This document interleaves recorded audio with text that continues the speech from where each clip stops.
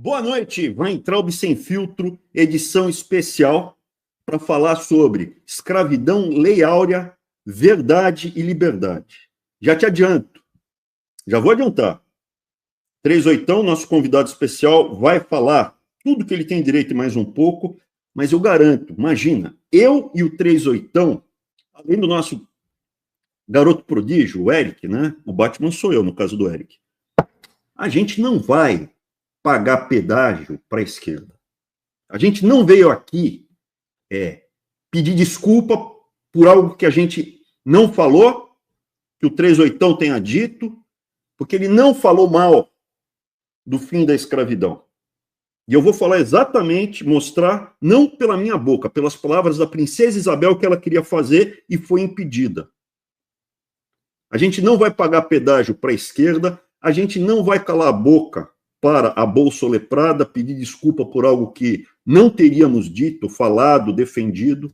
Viemos aqui para esfregar a verdade na cara e desmascarar esse antro de mentiras que é a República Imunda de Deodoro. E vamos começar o seguinte, vamos começar perguntando para a princesa Isabel quais eram os planos dela para os escravos que ela estava libertando. Já vinha sendo libertados. Eu vou mostrar tudo isso em números para vocês. Números oficiais, registrados, computados, reconhecidos. Princesa Isabel, o que a princesa Isabel iria fazer caso ela tivesse ficado como a imperatriz governando o Brasil? Põe na tela. Boa noite, Eric. Põe na tela, por favor. Isso é um documento oficial, interno, do Império Brasileiro, Princesa Isabel mandando, orientando as pessoas do seu governo. Abre aspas. Com os fundos doados pelo Tesouro do Império, teremos oportunidade de colocar estes ex-escravos, agora livres, em terras suas, próprias, trabalhando na agricultura e na pecuária, e delas tirando seus próprios proventos. Ela ia pegar dinheiro do Tesouro Nacional, ia comprar terra e ia permitir aos ex-escravos serem pequenos proprietários de terra que poderiam produzir, trabalhar, em vez de virar favelado, que foi o que aconteceu nas grandes cidades, ou ficar nas fazendas como semi-escravos ainda. E ela termina o documento escrevendo, isso está por escrito, Deus nos proteja dos escravocratas e dos militares, que eles não saibam desse nosso negócio, pois seria o fim do atual governo e mesmo do Império e da Casa de Bragança no Brasil. Isso é um documento registrado, tá? É reconhecido, histórico. Por que os militares? E aí, bem rapidamente, antes de trazer, porque os militares, além dos escravocratas, queriam esse dinheiro. Depois da Guerra do Paraguai, estavam diminuindo o orçamento do Exército e já tinham generecas lá. Essa rataiada, essa rataria que a gente está vendo aí, os netos daquela rataria estão aí. Mas já tinha a rataria lá. E essa rataria queria dinheiro, sedento para pegar dinheiro. E a princesa Isabel falou, não precisa dar mais dinheiro, acabou a Guerra do Paraguai. Vamos pegar esse dinheiro e vamos dar para os ex-escravos para eles poderem se levantar. Esse era o plano. Agora eu te pergunto, o que teria sido melhor? A gente pode discutir, é para isso que a gente vai discutir aqui. A gente vai discutir filosoficamente, inclusive, qual seria a decisão justa e correta. Mas para a população ex-escrava, repare que eu não estou falando negro, hein, porque tinha muito escravo que não era negro. Para a população escrava, o que teria sido melhor, a princesa Isabel ou Deodoro da Fonseca, Floriano Peixoto, e todos aqueles oligarcas corruptos que seguiram depois dos generecas? Boa noite, grande, único, primeiro, minha honra, Renato 38 aqui no Weintraub Sem Filtro. Muito obrigado pela presença. Rapaz, minha honra, professor. Hoje faz um mês que eu fiz minha última aparição pública online, não é isso? Eu já estava pronto para descansar por um bom tempo e agora veio... Eu nunca imaginaria que eu uniria ao mesmo tempo Kim Paim, Felipe Neto, 24/7, Diário do Centro do Mundo, mas Brasil 24/7, com os principais bolsonaristas, né? Como é que você fala? Bolsopetralhas, como é? Bolsolepra. É isso. Bolsopetistas. Bolsonaro fez o PT e o PSDB se unirem, mostrando que eles sempre estiveram do mesmo lado. E dessa vez, esse ataque histérico da galera, essa campanha difamatória, conseguiu unir os petistas e bolsonaristas.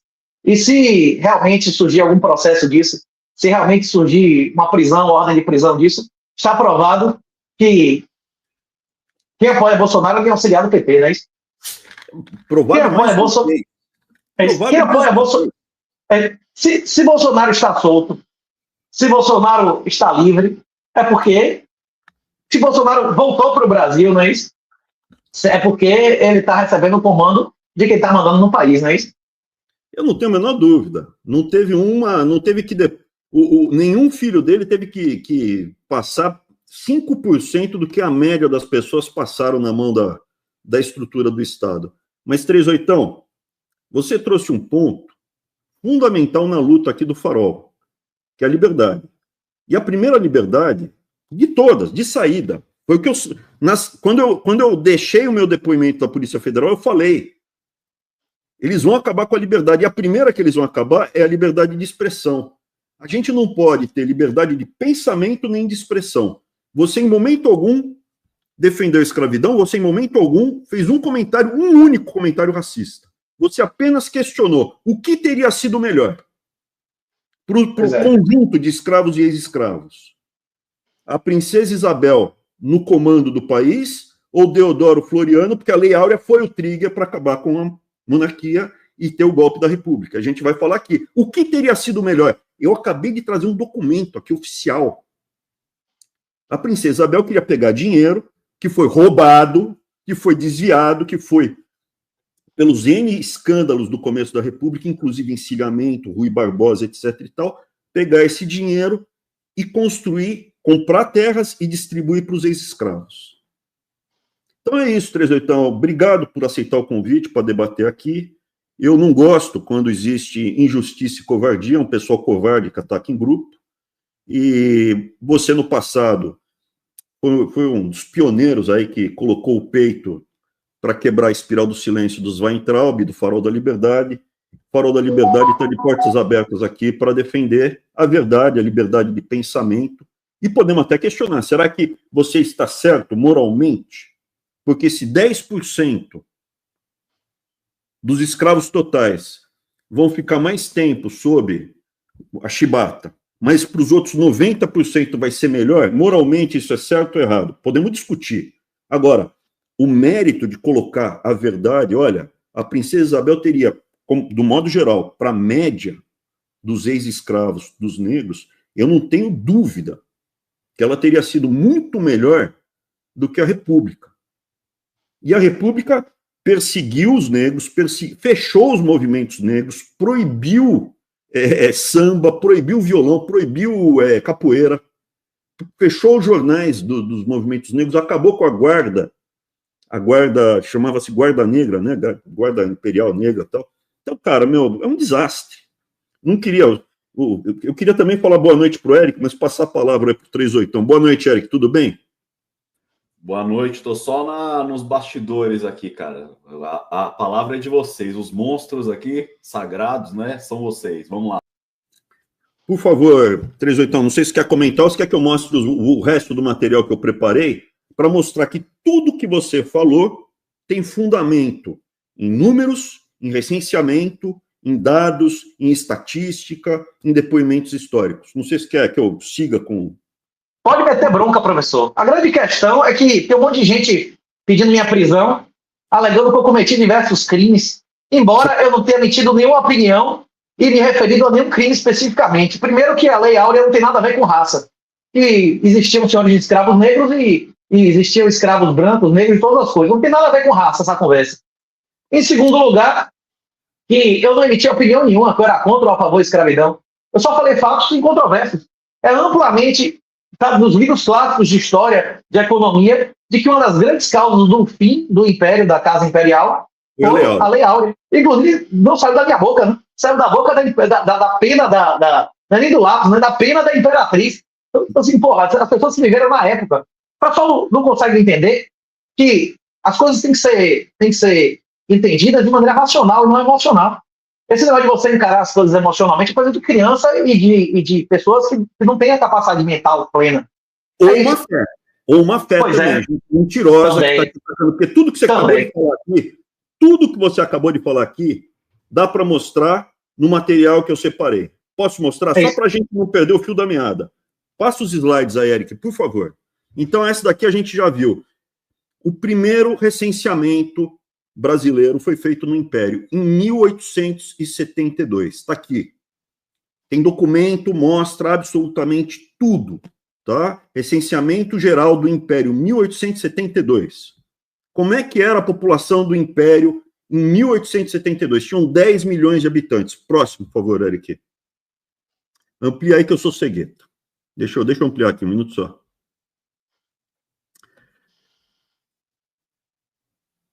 Não é esse, não. Eu queria outro, por favor. Eu queria já falar do...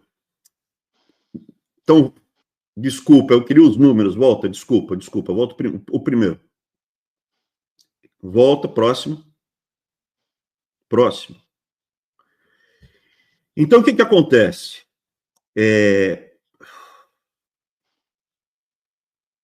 Próximo é onde está a população. Aqui. Os resultados do censo. Tinha 9.930.000 habitantes em 1872. Desses 10 milhões, você tinha 38% pardo, 38% preto, 38% branco, 20% negro e 4% de índio. Essa era a população em 1872. Tá? Quanto disso era escravo? Próximo slide, por favor. Em 1872, anotem os números, por favor. Você tinha 1.500.000 a 1.600.000 de escravos no Brasil. Primeiro fato que vamos esfregar na cara das pessoas que estão difamando o Renatão. Isso aqui é recenseamento da população escrava de 1.600.000 escravos no Brasil em 1872. 1/3, 31%, não era preto. E não era preto assim, porque, óbvio, tem um componente racial na escravidão do Brasil. Então, um cara branquinho, ia ser mais difícil de justificar ele ser escravo. Mas tinha, sim, escravo que era branco sapecado, branco mais moreno, o mineiro, o pardinho. Não era todo mundo que era preto. Não é que todo mundo, só 2/3 eram negros. O resto era o brasileiro sapecado, tudo que a cor que tem na população brasileira. Então é verdade, isso tinha escravo branco no Brasil. Hoje, uma parte, pouco, mas tinha escravo que você ia falar, não, é branco, o cara é branco. E era escravo. E tinha senhor de escravo preto. Evidentemente que tinha um componente muito grande racial na escravidão no Brasil, mas não era como foi aqui nos Estados Unidos, que era muito mais forte. Deixa eu passar o outro slide.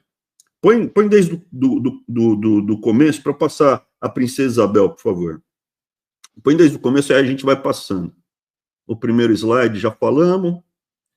Isso. Aí o que acontece? Quando vem a Lei Áurea, vamos passar para a Lei Áurea. Põe a Lei Áurea, esse daqui.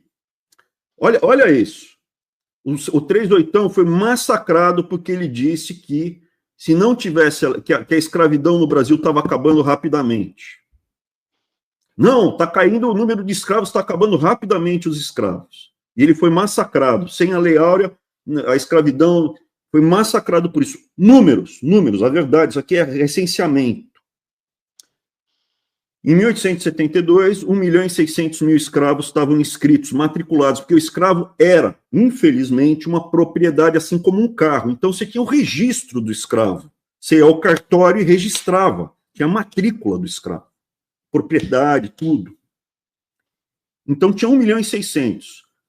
Na Lei Áurea, 1800, ali pouco antes da Lei Áurea, 1887, o número total de escravos tinha caído em 900.000, tinha caído para menos da metade. Então, isso que o 3/8 falou, já estava havendo um monte de processos que ele falou, ventre livre, sexagenário. Tinha outra coisa também, que era, como foi proibido o comércio, tinha escravo ainda no Nordeste, e eles traziam os escravos do Nordeste para vender no Sul. em São Paulo, em Minas, no Paraná. Só que daí as províncias, isso é, os estados de São Paulo, começaram a cobrar imposto muito alto. Então estava inviabilizando, estava se tornando ruim ter escravo e estava acabando com a escravidão de fato. Está aí o número, isso aqui é cartório. Todo escravo no Brasil tinha que estar registrado no cartório. Era uma propriedade reconhecida. Infelizmente, era uma propriedade reconhecida. Então a gente tem números que comprovam tudo isso que o 381 está falando. Ah, Abrão, mas ia sobrar 100 mil escravos ou 200 mil escravos na virada do século. Isso é injusto. Podemos discutir. Podemos discutir isso. Mas o que o 381 falou é uma discussão válida. Você tem que ter liberdade para poder perguntar o que teria sido melhor para a imensa maioria da população de ex-escravos e ex-escravos do Brasil. A princesa Isabel ou sobrar 100 mil escravos em 1900. A gente tem que poder discutir isso. E aí eu volto na questão do que a República fez, como foi o processo, porque o 381 deixou muito claro, a princesa Isabel falou também, ela já sabia que assinar a Lei Áurea do jeito que ela assinou ia provavelmente causar a queda dela, assim como o que ela queria fazer, pegar dinheiro do Tesouro Nacional e dar para os escravos terem terras e terem os meios de cultivar, ex-escravos terem os meios de buscar a independência material, física deles. E não só um pedaço de papel falando que não era mais escravo. Põe no resto dos slides, para a gente já termina e a gente já vai para o bate-papo. Por favor, Eric. Vamos ver se eu esqueci de falar algum. Então, o que aconteceu? A princesa Isabel, ela passa todos os slides, um por um, que daí a gente já termina aqui. Esse já foi. Tem mais algum que eu não passei? Só para mostrar, a princesa Isabel, ela não somente queria acabar com a escravidão, como ela queria também dar mais direitos e liberdade para as mulheres. Agora que acabou a libertação dos escravos, eu quero me dedicar a libertar as mulheres do cativeiro doméstico. Isso é possível através do sufrágio, e a mulher pode reinar e também votar. Isso é, ela ia ser a imperatriz e ela ia permitir que as outras mulheres também pudessem votar. Passa para você que é feminazi, você que é esquerdinha, mulher empoderada, a princesa Isabel deveria ser a sua referência moral no Brasil. Passa o próximo. A princesa Isabel tinha convicção que ao assinar a Lei Áurea, ela ia perder a coroa. Que ela perdeu a coroa pela forma como ela assinou a Lei Áurea e também pelo fato dela não querer dar o dinheiro para os donos dos escravos e sim dar dinheiro para os escravos. Dos pagadores de impostos, isso é. Ela falava, não é justo a gente cobrar imposto de pessoas que não têm nada a ver com a escravidão e dar para os donos de escravo. Isso é uma sacanagem. Se alguém tem que receber é o escravo, e, o dono do escravo tem uma atividade imoral. Legal, como diz o Bolsonaro, né? Bolsonaro fala isso. Pode ser imoral, mas é legal. Né? Eu acho que imoral é imoral e tem que ser combatido. Mas tem que ser combatido dentro de uma estratégia legal, a minha opinião. E não defender atitudes imorais como as do Bolsonaro. Princesa Isabel, volta aí, por favor. Se 1000 tronos eu tivesse, 1000 tronos eu perderia para pôr fim à escravidão. Isso ela viu, ela sabia que ela ia perder, e mesmo assim assinou. O que o 381 coloca é, será que foi a melhor solução? É isso que, para mim, é óbvio. Quando ele falou aquilo lá, é óbvio que ele está perguntando, será que isso foi o melhor? Podemos discutir se isso não... Se ela tivesse seguido um outro caminho, não teria sido melhor? E a família imperial, o Partido Conservador, a família imperial, sempre foram contra a escravidão. Quem votou nas leis todas contra a escravidão foram os conservadores. Republicano, que seria a esquerda, era dos donos de terra, dos latifundiários que queriam manter a escravidão. A República pegou essa insatisfação. Os militares, junto com os donos dos escravos, se uniram e falaram, dado que a princesa Isabel não vai indenizar os donos dos escravos, vamos proclamar a República e a República vai dar o dinheiro para a gente. Foi aliança entre os escravocratas e os militares, os generecas, para pegar o dinheiro do tesouro do Império. Próximo, por favor. E a luta dos Bragança, da família imperial brasileira, contra a escravidão, é desde do começo. O Pedro I falou uma frase que é totalmente anacrônica, isso é, contra o Zeitgeist, o espírito do tempo. Naquela época se pensava que havia uma diferença genética entre os brancos e os pretos. E o Pedro I foi na outra ponta. Ele falou, o que eu sei é que o meu sangue tem a mesma cor que o sangue dos negros. Isso é totalmente contra o espírito do tempo, o Zeitgeist daquela época. Então, vem a esquerda falar mal da princesa Isabel, do Pedro I, do Pedro II, porque eles eram escravos. É o oposto. Vocês que são os herdeiros do Deodoro, dos Facínoras, o Karl Marx, depois do Pedro I, chamava negro das piores e mais abjetas coisas possíveis. Falava, é um povo degenerado, inferior, não serve para nada, é uma desgraça. E os Estados Unidos fez muito bem de ter escravidão. Está lá escrito, Karl Marx fez muito bem porque isso permitiu acumular capital. O acúmulo de capital nos Estados Unidos foi possível graças à escravidão. Ele defendia. E aí, na verdade, a República Americana foi moralmente ao Império Brasileiro, porque na República Americana não houve moeda fiduciária até o século XX, né? E no Império Brasileiro a moeda era fiduciária, não era ouro e prata, o dinheiro no Império, né? Nesse aspecto, é por isso que, além de outros aspectos de legalidade, pelo qual havia mais poupança na República Americana do que no Império Brasileiro, né?